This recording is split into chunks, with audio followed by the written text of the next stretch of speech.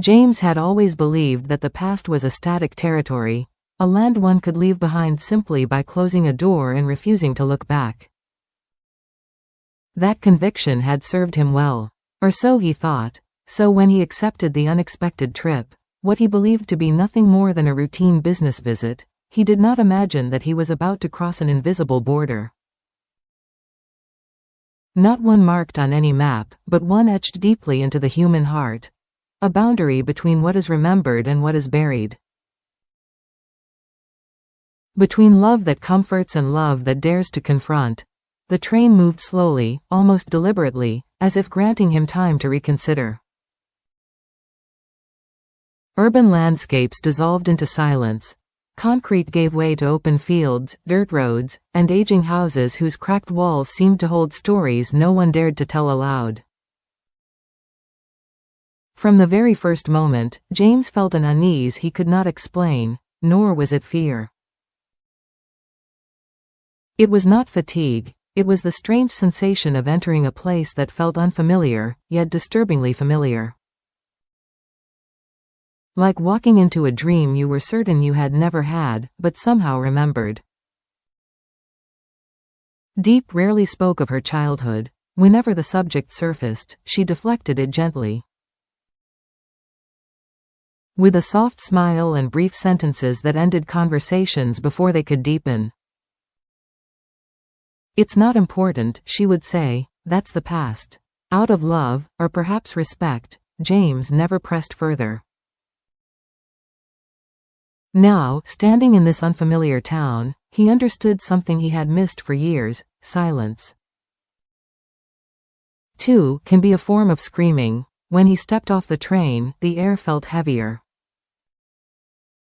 Dense, saturated with memories that were not his, yet brushed against his thoughts as if asking to be acknowledged. An elderly man at the station watched him closely, studying his face as though searching for someone long lost within it. "Are you looking for someone?" the man asked. James hesitated, surprised by his own hesitation. Who was he truly looking for? Deep, the little girl? Deep, the wounded young woman? Or the truth she had never dared to speak aloud? The town appeared frozen in time. Every street, every tree, every pause between sounds carried fragments of incomplete stories. James walked slowly, feeling the outward calm fracture within him. He remembered the nights Deep woke suddenly from sleep, her breath uneven. The moments when she stared into emptiness, as if something distant were calling her back. In that moment, he understood that loving someone does not always mean knowing everything about them. Sometimes, it means being willing to face the truth when it finally arrives, uninvited. In compromising, his steps quickened when he recognized a small, aging house with a worn wooden door. He could not explain why, but something inside him insisted, this was where it began. Not only Deep's past, but his own test. Because truth has a cost, and not everyone is prepared to pay it. As the wind stirred the leaves around him, James felt certain that this journey was no coincidence. It was an invitation, one many refuse, to confront what we prefer to bury, to understand that the past, painful as it may be, explains who we are today. And perhaps, he thought, every one of us carries a journey like this inside, one that sooner or later forces us to return to the beginning. If only to move forward with a more honest heart. That night, James stayed at a small inn across from the old station. The building smelled of damp wood and stillness, as though time itself had settled into its walls decades ago and never left. Sleep came reluctantly. Each time he closed his eyes, the image of the old house returned, silently calling him back. It was then he realized the journey was no longer physical. Something within him had already begun to stir, like a buried memory demanding recognition. At dawn, the town awakened slowly. Roosters crowed without urgency. Women swept the thresholds of their homes. Barefoot children walked to school, laughing with an innocence so fragile it ached to witness. James felt a tightening in his chest. He thought of Deep, the silence that fell over her whenever childhood was mentioned. The seriousness that sometimes clouded her gaze without warning. Had she been one of those children running through these streets? Or had she learned far too early to stop playing? He wandered aimlessly, allowing the town to guide him. Each step felt like an approach toward an invisible truth. He entered a small shop where an elderly woman arranged old jars on a shelf. She studied him carefully, as though trying to place his face within a forgotten memory. "You're not from here," she said gently. James nodded. Without knowing why, he spoke Deep's name.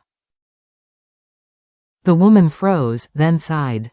The air shifted. "Many years ago," she began, then stopped. Not everyone is ready to speak, and James understood that some stories continue to hurt long after they end. He left with more questions than answers, but with the certainty that the town's silence was deliberate. When he passed the wooden house again, his heartbeat quickened. He pushed the door open. This time, he did not linger. It creaked in protest, as if resentful of being awakened. Inside, dust floated in the sunlight. The room was nearly empty. A small table, a broken chair. And in the corner, a child's drawing taped to the wall. James approached it. A simple image, a girl holding a woman's hand beneath a gray sky. The calm shattered. No names were necessary. Sadness, anger, and a profound tenderness collided within him. He understood then that Deep's past was not merely a sad story. It was a wound that had never been given space to heal. The questions he had avoided. He thought of his own life, the belief that love alone could cover everything. But love, he now understood, also means facing pain, accepting that we all carry invisible scars, and that ignoring them does not make them disappear. When James left the house, he knew he could not return unchanged. Like all journeys back to one's origin, this one did not offer easy answers, only the courage to move forward carrying a heavier but truer heart. The following morning arrived under a clouded sky, as if the town itself sensed that something was about to be revealed. James woke with a deeper unease, not curiosity now, but responsibility. When you choose to uncover the past of someone you love, you cannot do it halfway. Either you advance with an open heart, or retreat forever. He walked toward the river at the edge of the village. The water flowed slowly, carrying dry leaves and unseen memories. There, an old man sat fishing, though the rod seemed more a pretext than a tool. When James spoke Deep's name, the man looked up. It was recognition. It was not surprise. "Nee's daughter," he murmured. "It's been a long time." James listened in silence. Some truths only surface when given space. The man spoke of a young woman who arrived in the village with a small child, fleeing something no one dared ask about. Head held high, eyes lowered, working tirelessly, protecting her daughter like a fragile flame against the wind. She observed more than she spoke. Deep was not loud, he said. Sometimes she sat by the river, throwing stones into the water, as if measuring how far her thoughts could go. James felt his throat tighten. He recognized the woman he loved in that quiet child. How often had he mistaken strength for coldness, prudence for distance? On his way back, a young woman approached him in the square, as if she had been waiting, nervous, of rumors. She spoke of injustice, of baseless accusations, of cruel looks that pushed mother and daughter into isolation. The collective silence was the deepest wound of all. No one defended them. Anger rose in James, ancient and fierce. But alongside it came determination. Deep had not only survived that past, she had learned to build beauty from it. That night, while writing a message he wasn't sure he should send, James reflected on his own silences. The stories he had judged without understanding. Perhaps this journey mattered so much because, in learning Deep's pain, he was also reconciling with his own. The past does not ask for forgiveness. It waits. The rain fell softly, turning streets into mirrors where the past reflected more clearly than the present. He had reached a point of no return. This was no longer just a visit, it was a crossroads. When Deep's aunt invited him to visit, her tone was calm but final. Inside her modest home, over tea and long pauses, truths long guarded finally surfaced. Decisions made under fear, mistakes, secrets kept not out of cowardice, but love. How often do we remain silent not because we are weak, but because we are trying to protect what matters most? That question followed James into the night. Knowing Deep's past did not grant him the right to judge her. It gave him the responsibility to stand beside her. Before sleeping, he wrote a promise, not a response, to listen without interrupting, to understand without demanding, to love without conditions, because we all carry a past that shaped us. And healing begins only when someone dares to cross that threshold with us. When James returned, he spoke not of the journey, but of respect. Of staying when things became difficult. Of commitment. And when Deep finally spoke, haltingly at first, then with growing strength, each word was an act of courage.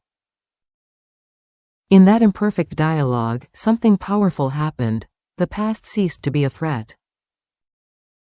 Not all wounds heal at once. It became a bridge, but they hurt less when shared. And perhaps that is life's truest lesson. We cannot change where we came from, but we can choose who walks beside us into what comes next. Because when the past finds rest, the future can finally begin.